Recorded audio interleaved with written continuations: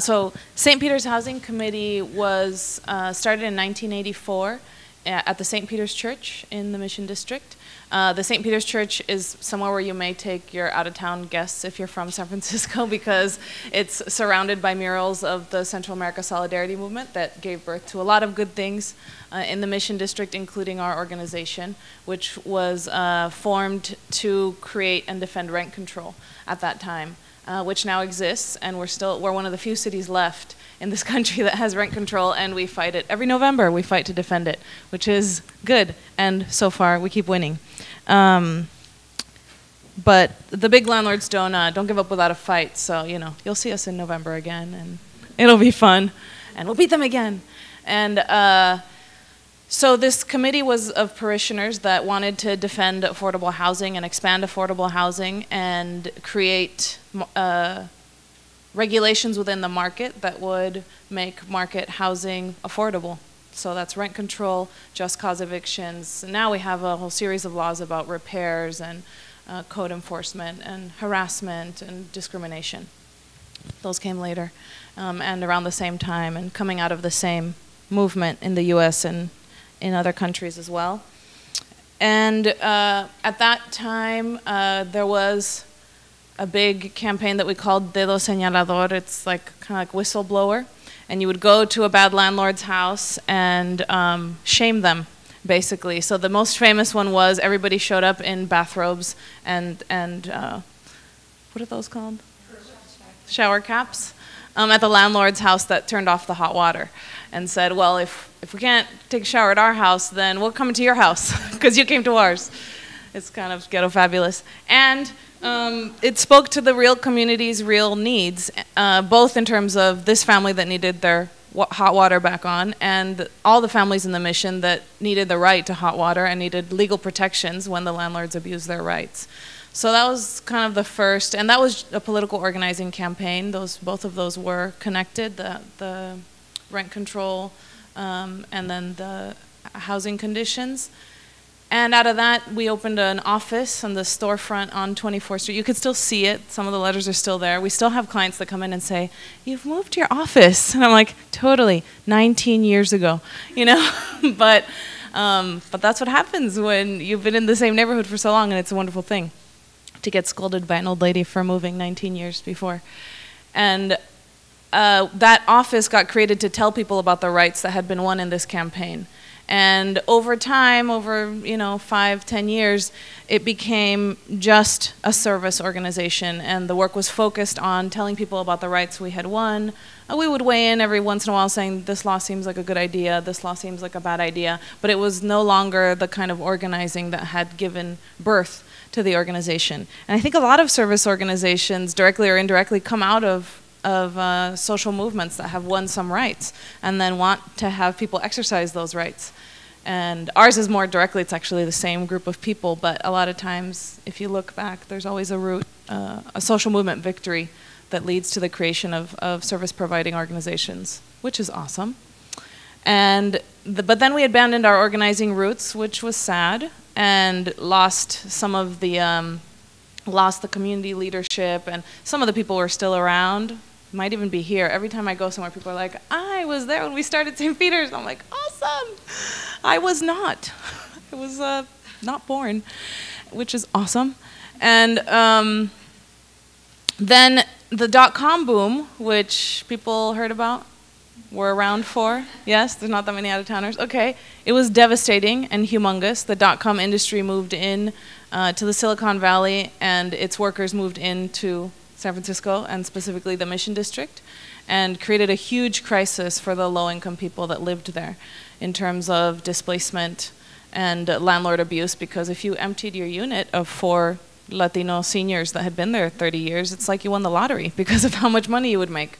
So this kind of capitalist maneuver created this crisis for all these families. And it also compelled the St. Peter's Housing Committee back to organizing, which was wonderful, because we saw not just one person coming in and saying, oh, I have this repair problem, and the landlord says if I don't like it, I should move out. What we started seeing at that point was 10 people coming in and saying, we're all in the same building. Well, there's one guy who had to work, so he couldn't come, but I'm going to call him after this meeting and tell him, so we want to meet with you because we need this repair. And we were like,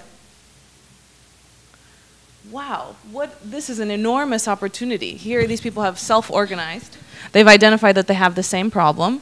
They've identified that they probably have some rights that they should defend, and if they don't have rights, they seek to create them. They've sought out help from a community organization, and through a process of a few years, we stepped up to the plate and returned to organizing and to creating tenant unions and then campaigns for tenant rights. We've always been focused on immigrant Latino tenant rights.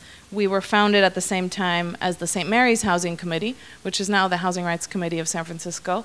And we kind of divided the work by people who don't have access to the legal system because they only speak Spanish, and in addition to all the other barriers that prevent people from defending their rights, and then people who do speak English. And so the model's kind of different in terms of how they provide services and how we do, but the roots are the same and the outcomes are pretty similar. So serving the immigrant Latino community at the time of the dot-com boom led us back to organizing and to creating the Mission Anti-Displacement Coalition that still exists today, and that there's members here of that coalition, to actually fight about the bigger planning and land use laws that were actually affecting our community and that were enabling more and more displacement and depriving people of their rights. So we got to do some really exciting things. There's a documentary about it. There's a few different things about that particular moment where anybody you met on the street had an opinion. Are you for or against the dot-com boom? Because that's how urgent it was in the community. Now the forces of displacement are a little bit less obvious, but not if you live on 17th and Mission. You probably know about the condos that they want to build on 17th and Folsom, and you might not be that excited about what it's going to produce for you. So what we did in terms of combining the service and organizing, well, we were compelled towards organizing by the crisis that was in the community, which is how a lot of organizing happens. Not necessarily by a skill set about how to do it, although I was brought on to the staff to try and look at some organizing models, and there was some excitement about it and there was some resistance to the idea because, of course, whenever you're trying something new, and when you're trying something new that's politically risky or that people think, oh, well, what if the city doesn't like this, or what if our funders don't like this, and what if we lose this institution that we fought so hard for? So that was one of the questions that we engaged in at that time and that people who are beginning to do organizing have to look at. And in the end, we decided it was worth it. And now we're many years back into organizing. We have a membership of 400 people. We have, we still do the service provision. It's a legal clinic every day, every afternoon, where we take drop-ins at some points and appointments at other times. We do case management as far as legally advocating for people's legal rights, helping people to advocate for themselves, actually. We don't represent people, but we help people to read the letter that their landlord sent so that they can see what does it say, help them to see what part of this is legal, what part of this is illegal, what are your options of what you want to do in this case, and then they decide, and then we support them. So we would want everybody to just fight their landlord like hell. Not everybody wants to. Sometimes in your real life of your real family, you're going to negotiate a move-out agreement, and we're going to help you do that too. So it's our model seeks to respect people's own initiative and empower people to make their own decisions and give them all the information that they need, and including the information that we are a membership-based organization and that they're not the only ones suffering this problem, and what are the laws right now that are being considered or not considered that could help them or hurt them, and what we're doing about it and what role they could play in it. And so we see, one time we had a big long retreat and we did a pictogram to try and think of how are we balancing the service and organizing, and we decided that the services were a doorway in to the house, and the house was the organizing. And the house wasn't ours, it was the whole movement, right? But we're inviting people in through the services to our organization, and then to the bigger neighborhood of the movement. And that's how we look at it. We provide services because we want to meet people's needs, because meeting people's daily needs gives us a level of legitimacy in our community and helps people out of these crisis situations. But also, we want people to become involved in changing the conditions of their own lives. And organizing helps us to do that. And if it was as easy as everybody writes a letter to their landlord and then when they get an illegal increase, they won't get an illegal increase, well, we're not going to win any rights that way. In fact, if they want to take away our right to rent control, they might, because we just wrote letters, right, about that one thing. So besides writing letters to landlords, we write petitions and we organize protests. And our last big victory was the creation of the municipal ID in San Francisco, which is a photo ID issued by the city and county of San Francisco, available to people regardless of immigration status, and where people self-report their gender. So that this gives people access to an ID that's not from a different country and that doesn't immediately give ICE or other authorities kind of an excuse to persecute you. And we're very excited about this. In fact, we had 2 of our lead members come in yesterday with their ID that they had gotten. And anybody of you who's on our supporter listserv will get that e-update of 2 of our lead members with their IDs. So, and another big victory is 2 weeks ago we got $1,000 fines on banks that have become landlords of foreclosed properties that violate people's rights by cutting off the water or the electricity, which is something that's extremely common right now in our neighborhood.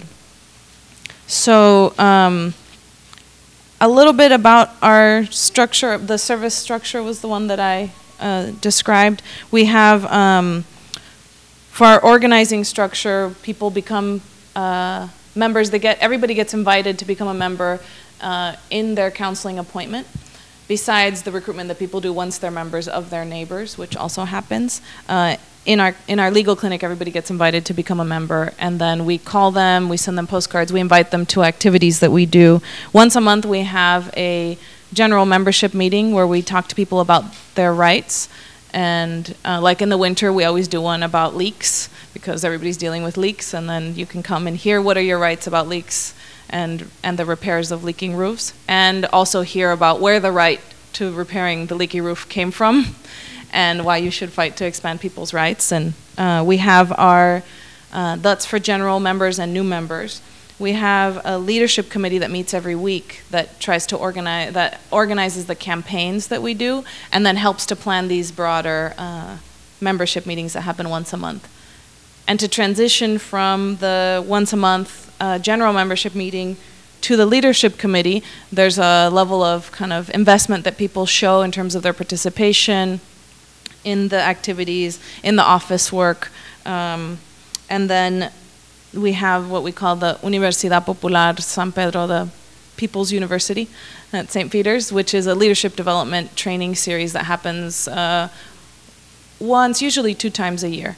And then somebody who shows a lot of interest can go through this training, which is both training people in like political analysis skills and organizing skills. Then through that workshop, they can become part of the leadership committee and help make decisions about campaigns and stuff like that. There's also a bunch of other things that we're developing as far as members actually taking ownership of the office, because you guys who are service providers, you know how it goes is people walk in and then their experience can be really bad or really good. And so we have our reception is run mostly by members, all of whom had walked into the office at a certain point, in a point of crisis, and who have been trained on the basics of the tenant rights. So they can say, I'll give you an appointment for next week with Maria.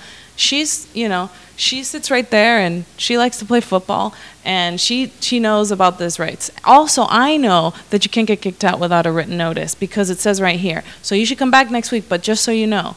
And then that's kind of builds the relationships between the members and not just between the staff that are counselors or service providers and members. We also have the the structure where everybody in our organization provides the services, and everybody in our organization does the organizing. I'm the co-director. I have 1 day of counseling a week. I go to 2 of the workshops per month. Not everybody does the same amount of everything, but everybody does all of it. We don't want anybody to get far away enough from the services that that they can't remember what the dynamic is, what the real problems in the community are, forget the names of people. We don't want that.